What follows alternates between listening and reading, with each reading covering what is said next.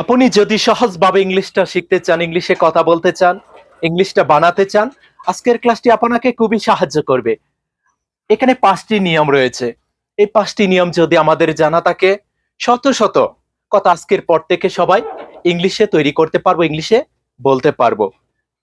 এখানে শুরুতে যে নিয়মটি রয়েছে, যখন কাউকে বলি যে তোমার কাজটা করা উচিত, আমার কাজটা করা উচিত, তাদের যাওয়া উচিত, সেই ক্ষেত্রে যার কাজটা করা উচিত তাকে শুরুতে সাবজেক্টের জায়গায় বসিয়ে দিব। তারপর হবে কি শুড। কোন একটি কাজ করা কি উচিত, সেই ক্ষেত্রে সাবজেক্টের পর হবে কি শুড। তারপরে ডু, গো, মেক, ইট, এরকম যত ভার্বের প্রেজেন্ট রূপ রয়েছে শুড এর পরে যত তাদেরকে বলতে পারবো তত ইংলিশ হয়ে যাবে। যার কাজটা করা উচিত তাকে শুরুতে বলবো, তার সাথে হবে কি শুড। তারপর এখানে যে কোনো একটি ভার্বে শুধু প্রেজেন্ট রূপটা বসিয়ে দেব, তাহলে হবে আই শুড ডু, আমার করা উচিত। ইউ শুড ডু, তোমার কাজটা করা উচিত। You should do the work. You should go, তোমার যাওয়া উচিত। আই শুড গো, আমার যাওয়া উচিত। আই শুড মেক, আমার তৈরি করা উচিত। I should make a house, আমার একটা বাড়ি তৈরি করা উচিত। আই শুড ইট, আমার খাওয়া উচিত। আই শুড ইট রাইস, আমার ভাত খাওয়া উচিত। সবাই কিন্তু পারবো, সবাই পারবো। শুরুতে সাবজেক্ট, তারপরে শুড, তারপর শুধু ভার্ব এর মূল রূপটা বলবো, তাহলেই হয়ে যাবে। খুবই সহজ কিন্তু। যদি প্রশ্ন করতে চাই আমার কি কাজটা করা উচিত, আমার কি যাওয়া উচিত, আমার কি খাওয়া উচিত, সেই ক্ষেত্রে শুড কে এখান থেকে সামনে নিয়ে আসবো, তাহলেই হবে should I, should I do, আমার কি করা উচিত। শুড আই মেক, আমার কি তৈরি করা উচিত। শুড আই ইট, আমার কি খাওয়া উচিত। যদি না করি, যে আমার কাজটা করা উচিত না, আমার যাওয়া উচিত না, সেই ক্ষেত্রে শুড এর সাথে শুধু নট যুক্ত করে দিব, তাহলেই হবে আই শুড নট ডু, আমার করা উচিত না। আই শুডেন্ট গো, আমার যাওয়া উচিত না। আই শুডেন্ট মেক, আমার তৈরি করা উচিত না। সবাই কিন্তু পারবো। ক্লিয়ার? নেক্সট, যদি বলি কোনো কিছু হওয়া উচিত, কোনো কিছু কি হওয়া উচিত, সেই ক্ষেত্রে যার হওয়া উচিত তাকে শুরুতে বলবো শুড এর সাথে হবে কি be, should be, should be, I should be, আমার হওয়া উচিত।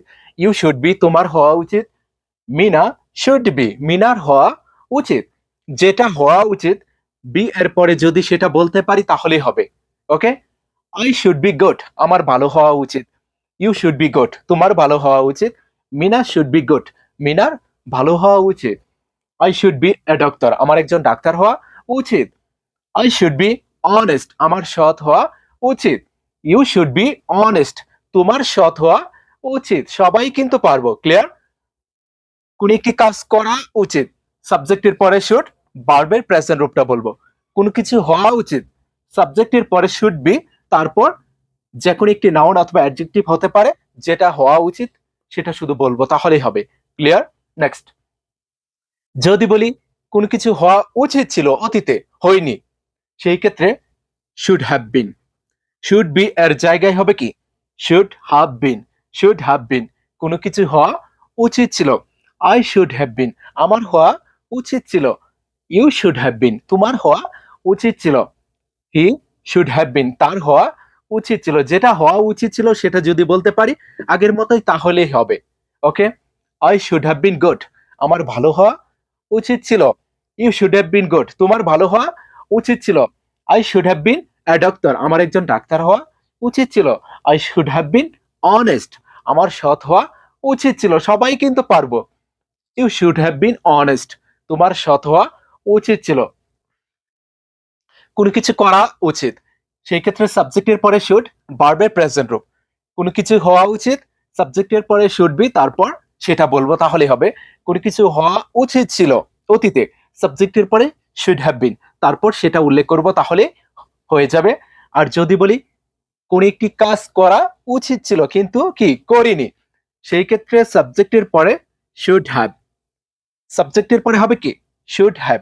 তারপর এখানে যত ভার্বের প্রেজেন্ট রূপ রয়েছে তাদের যে 3 নং রূপটা রয়েছে ফার্স্ট পার্টিসিপল, সেটা বলবো, তাহলে হয়ে যাবে আই শুড ডু, আমার করা উচিত, আমার করা উচিত ছিল।